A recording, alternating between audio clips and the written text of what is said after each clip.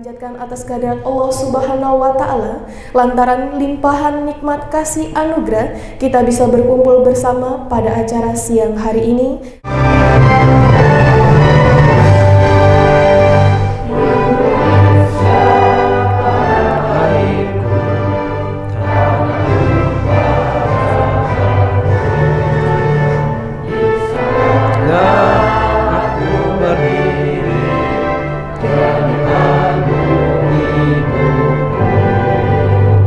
Mars CMNI.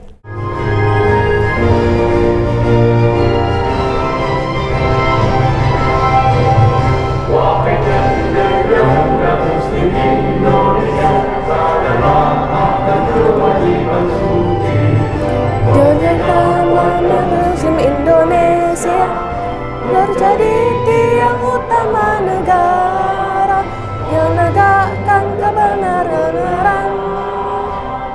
dan keadilan, menciptakan masyarakat sejati penuh hikmah. Muslim Indonesia, sadarlah akan kewajiban suci membina warga Muslim Indonesia menjadi tiang utama negara. A'udzu billahi minasy syaithanir rajim. Bismillahirrahmanirrahim. Wa in kuntum ala safarin wa lam tajidu katiban farihanun maqbudah fa in amina ba'dukum ba'dan falyu'addi alladhi tumina amanatahu walyattaqillaha rabbah wa la taktumush shahadah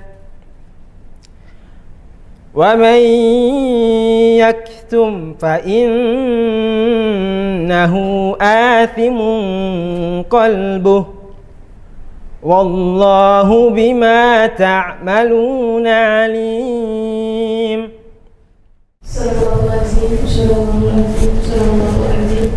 Semoga baik yang membaca maupun yang mendengarkan mendapatkan ridha dari Allah Subhanahu wa Ta'ala. Acara selanjutnya, penyerahan pertukaran cendramata dari BPIP kepada CMNI.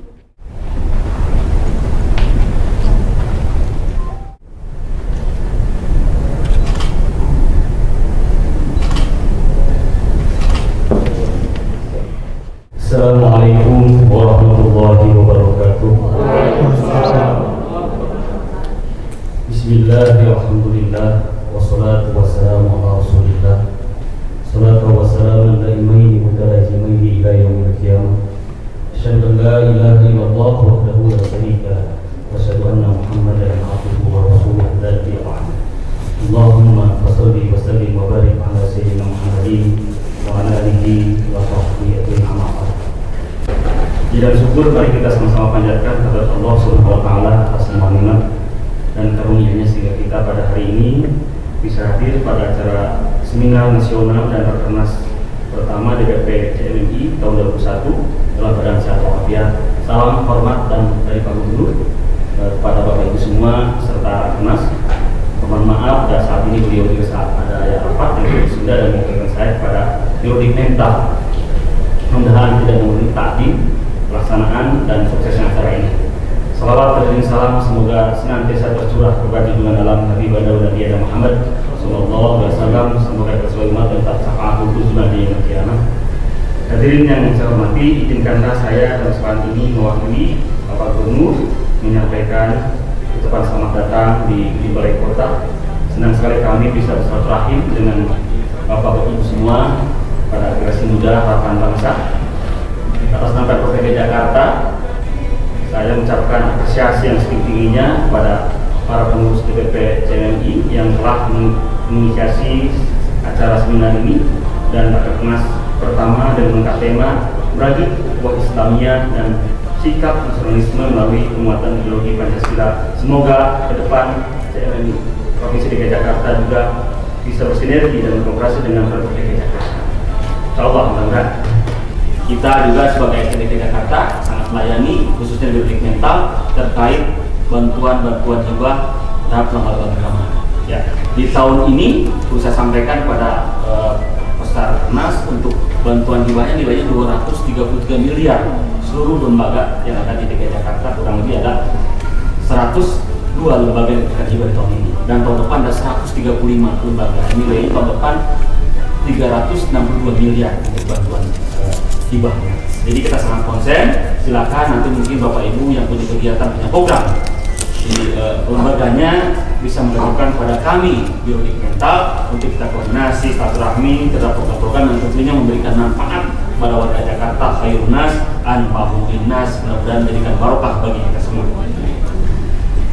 Selanjutnya permohonan maaf dari Pak Gubernur, ke depan mungkin insya Allah kalau Bapak Ibu semua laku dari peserta ini akan koordinasi dan suatu kepada kami Biro Mental, kami akan welcome. Silakan, adapun program apapun yang sifatnya membantu pelayanan masyarakat umat Islam di Jakarta, kita akan siap membantu daripada program-program yang diusulkan kepada kami. Karena Biro Mental hanya tusi salah satunya memberikan layanan bantuan hibah pada lembaga-lembaga agama. Salah satunya ada DMI, ada MUI, NU, Muhammadiyah, ormas-ormas yang ada di Jakarta. Itu insya Allah memberikan yang terbaik buat layanan bantuan hibah bagi warga Jakarta. Mungkin itu yang dapat saya sampaikan. Mohon maaf. Wallahul muwaffiq ila aqwamit thoriq. Wassalamualaikum warahmatullahi wabarakatuh.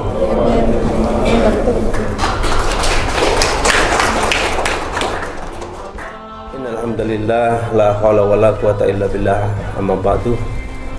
Ayuhal mu'tamirin, para peserta Rakernas yang dirahmati oleh Allah, tak lupa kita haturkan rasa penghargaan yang setinggi-tingginya pada para tamu undangan. Di sini ada Pak Haji Aceng, ada Bapak Muhammad Sobri dari lembaga BPIP, ada juga Bapak Kombes Dadan Wiralaksana.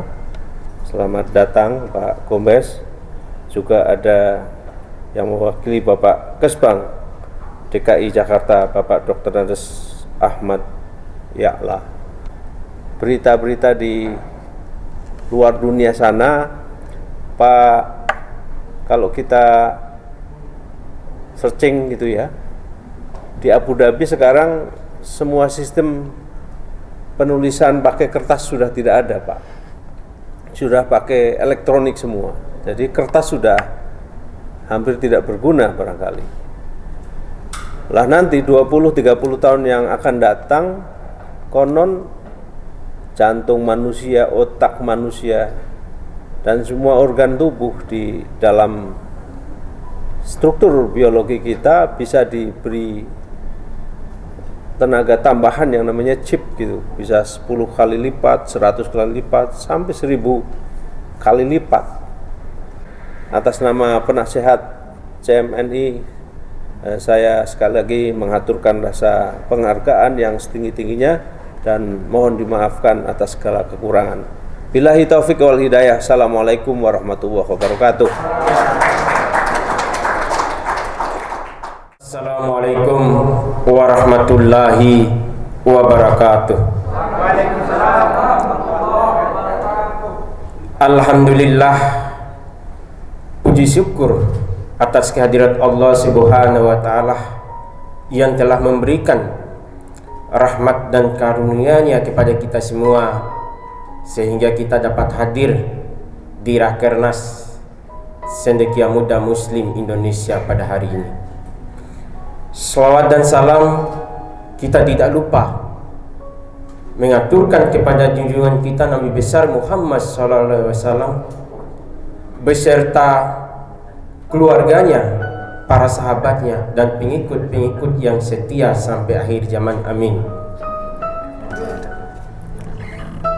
Yang kami hormati Gubernur DKI yang diwakili oleh Bapak Haji Aceng Jaini, yang kami hormati Bapak Muhammad Syabri dari PPIP. Alhamdulillah kemarin kita silaturahim ke kantor beliau, jadi banyak arahan-arahan dari beliau sampai dari hasil Rakernas ini nanti ada pertemuan selanjutnya. Kami hormati yang mewakili Pak Kesbampol, Kabid Kesbag, Bapak Dr. Andus Haji Ahmad Ya'la, MSI. Jadi hadir juga yang kami hormati perwakilan dari Mabes Polri, Bapak Kombes Dadan Wira Laksana. Nah, saya kira dari Mabes Polri nggak hadir di tengah-tengah kita pada hari ini. Jam 10-an tadi beliau kontak kita. Di CMMI beliau hadir Dewan Pakar, ini Raja Agung Nusantara. Di kita ini kader-kader kita itu, misal dari saya dari kader Muhammadiyah, sekjennya ada dari kadernya PMI, yang jelas itu NU. Di bendaharanya kami ada juga dari teman-teman, bahkan Wahabi, Syiah sekalipun ada di kita ini. Selama itu tidak bertentangan dengan Al-Quran dan Al-Hadis, silakan laksanakan. Itulah pada prinsipnya kami. Karena memang aliran-aliran itu selama dia bertuhan kepada Allah Subhanahu wa taala dan nabinya Nabi Muhammad SAW, itu adalah saudara kita. Prinsip kita dalam ber-CMMI. Sebagai perekat kami, jelas dasar kami di CMMI ini selain Al-Quran dan Hadis, kami dasarnya adalah Pancasila dan Undang-Undang Dasar 45. Itulah perekat kami. Dan izin Dewan Pembina dan para tamu undangan dan teman-teman yang hadir pada hari ini, kami juga membentuk yang namanya Brigade CMMI. Kami ambil itu lebih senior dari kita, karena memang brigade ini kan ada identik dengan kelompok-kelompok yang mengamankan selain di internal kita, di luar juga. Ini kita tunjuk kemarin ya, Bang Ali Amudin buka dengan resmi acara seminar nasional dan Rakernas ini dengan membaca basmalah, Bismillahirrahmanirrahim. Sekian, billahi fi sabilil haq, fastabiqul khairat. Wassalamualaikum warahmatullahi wabarakatuh.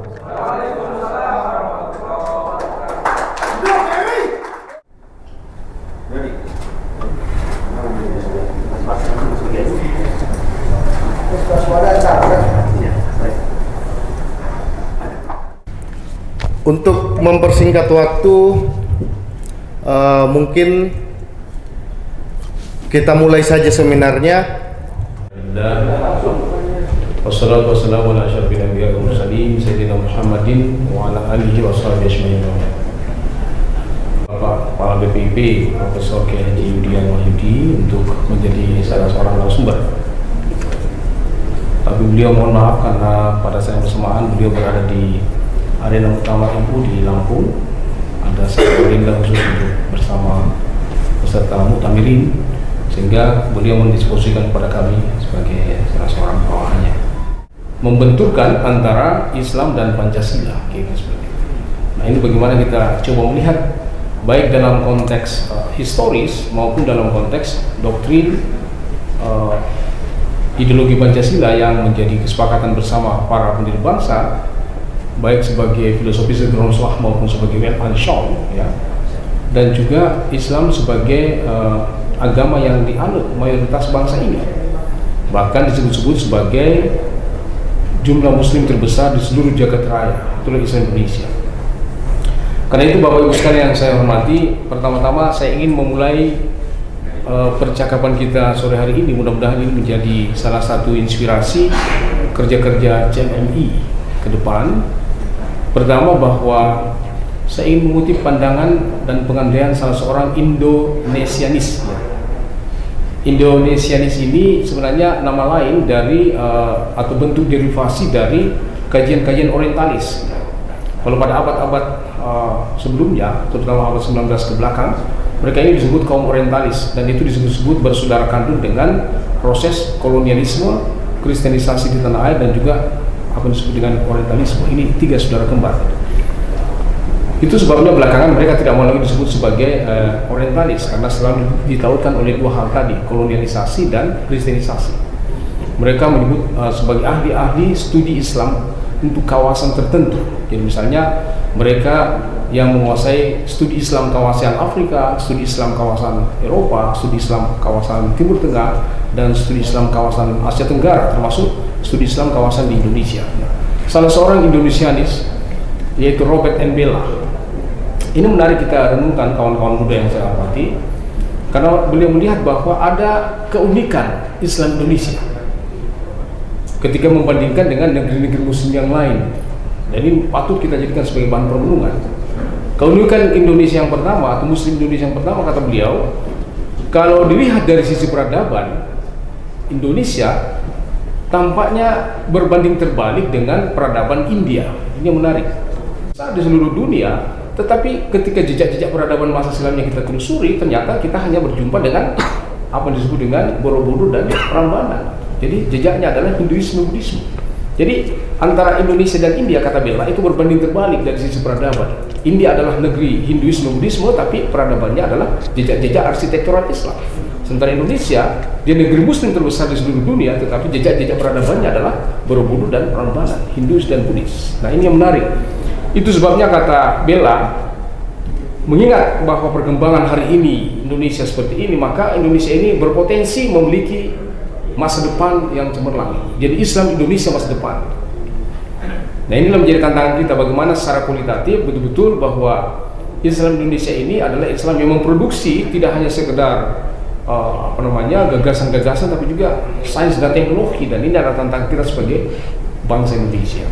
Ketika kita ketemu dengan Indonesia sebagai satu bangsa, maka kita akan melihat bagaimana para pendiri bangsa ini mencoba merumuskan Indonesia sebagai satu negeri yang sangat luar biasa.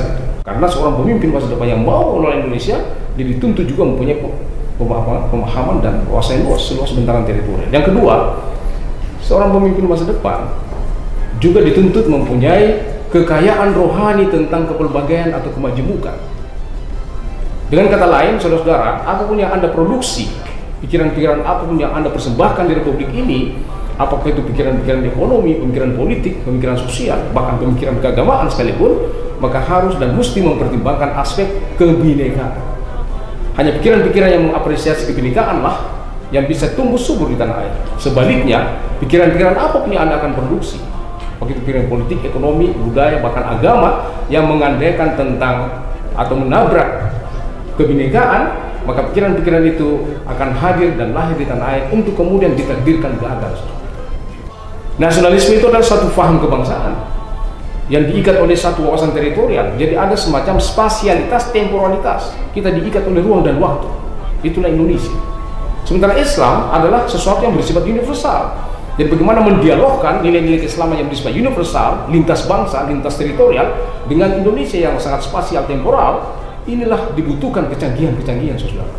Dan karena itu saya sangat responsif bahwa perjumpaan antara ide-ide Islam yang universal dan keindonesiaan yang spasial temporal justru diikat oleh ideologi Pancasila. Nah, ini menarik, saudara. Kenapa kita perlu menggelorakan kembali ini Pancasila? Karena seperti kita ketahui dalam sejarah, ya, pasca reformasi memang kita sebagai bangsa mengalami pendangkalan habis-habisan secara nasional. Anda coba lihat bahwa hanya beberapa hari segera reformasi bergulir, tahun yang sama MPR bersidang Pertama-tama, satu diantaranya adalah mencabut TAP MPR nomor 2 tahun 78, yaitu P4. Hanya ta'muruna bil ma'ruf. Apa itu ma'ruf? Bukan yang merupakan kebajikan dari kitab suci, tapi ma'ruf itu adalah kebajikan-kebajikan publik yang sudah merupakan living tradition di masyarakat, atau dalam bahasa yang lebih dekat dengan kita, kearifan-kearifan lokal Nusantara.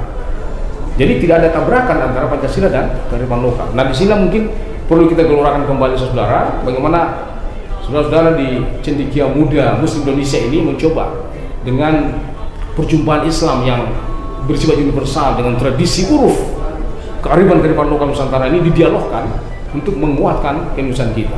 Yang terakhir, Pancasila menjadi kuat karena ia ditopang oleh dua basis nilai. Nilai pertama adalah basis nilai yang berada pada agama-agama di Nusantara, baik agama-agama mainstream maupun agama-agama etnik Nusantara. Karena ada agama etnis, saudara. Kalau kita telusuri ini luar biasa sekali. Saya sebagai orang Bugis Makassar, itu ada agama etnik di orang Bugis Makassar namanya Alu Tudolo di Tanah Toraja itu. Ada juga agama Patuntung di Bulukumba, satu tanah Bugis. Itu luar biasa. Misalnya salah satu di antaranya, ketika saya bertanya kepada agama Patuntung di Tanah Bugis Bulukumba, saya mengatakan, apa yang menjadi konstruksi ketuhanan Anda? Siapa namanya? Apakah dia punya nama? Dia mengatakan dalam bahasa daerah, tanda kuliah disabu Pau Arinda, artinya tidak bisa disebut namanya. Kenapa nggak bisa disebut nama?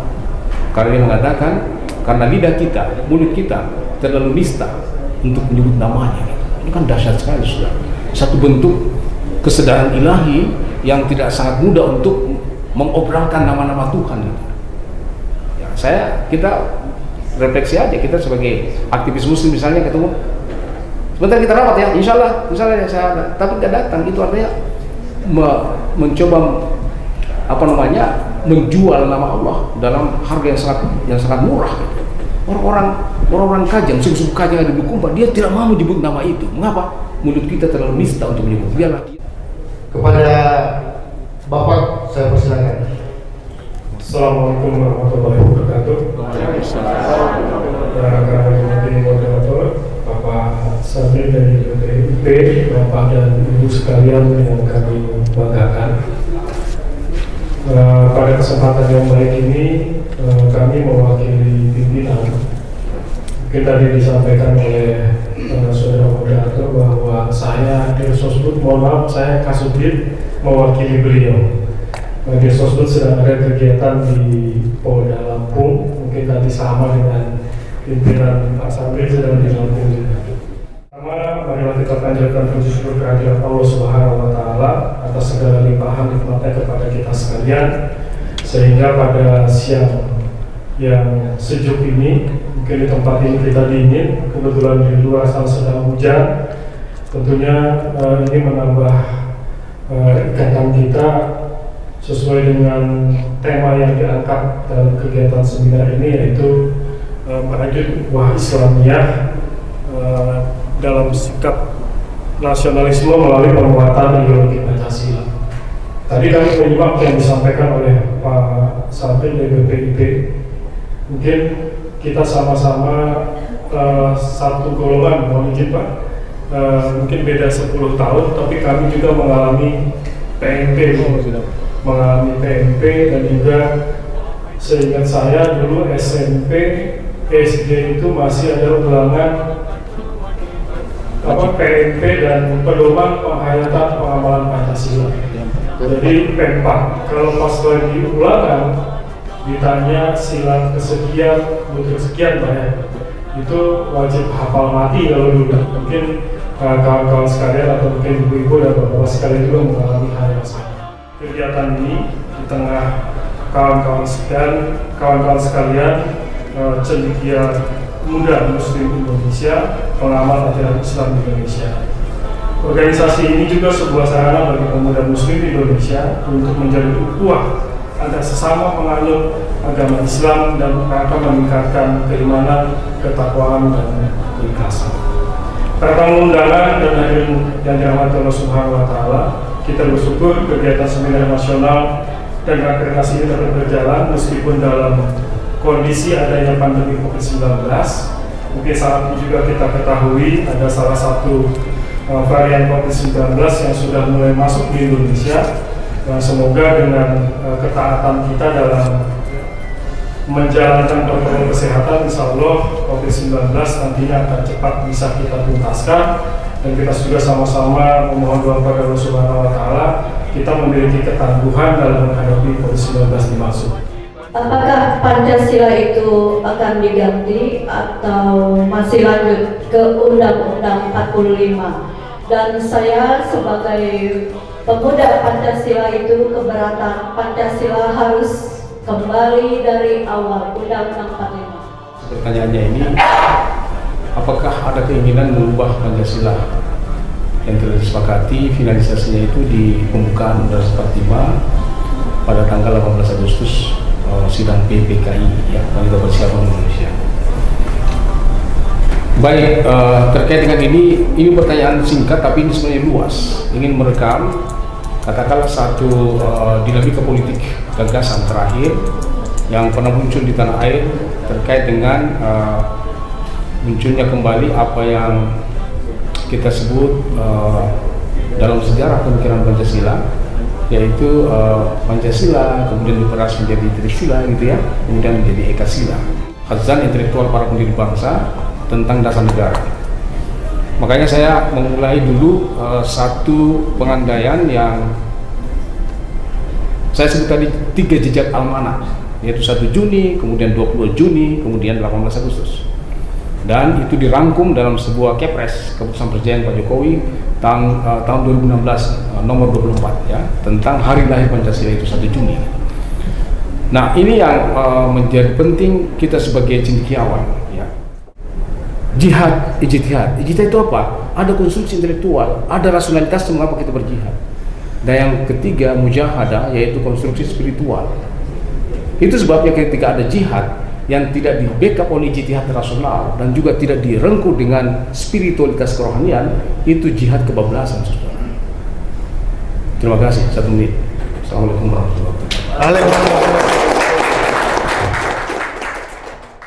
Seminar dan diskusi kita pada sore hari ini. Saya sebagai moderator, sebagai pembantu acara, mohon maaf jika terdapat salah kata ataupun ucapan. Lebih dan kurangnya saya mohon maaf. Billahi taufiq wal hidayah. Wassalamualaikum warahmatullahi wabarakatuh. Bidang organisasi dan keanggotaan Yaban Ibnu, bidang pendidikan dan kaderisasi Kausar Ahmad, bidang hukum, HAM dan advokasi publik Mirsadim SHMH, bidang ekonomi dan kewirausahaan Prayogi Setiawan Wibowo, bidang dakwah dan kajian keislaman Sahril Ramadan, bidang seni, budaya, olahraga dan pariwisata Irfan Setiawan. Acara kita pada sore hari ini. Untuk menutup acara kita pada sore hari ini, marilah sama-sama kita melapaskan lapas hamdalah. Alhamdulillahirabbil alamin. Semoga acara ini memberikan kebermanfaatan untuk kita bersama. Saya, Wahyuninati, selaku pembawa acara serta rekan-rekan kepanitiaan, memohon maaf apabila ada salah-salah kata, ucapan, dan juga hal-hal yang kurang berkenan. Saya akhiri, wabillahi taufiq wal hidayah. Assalamualaikum warahmatullahi wabarakatuh.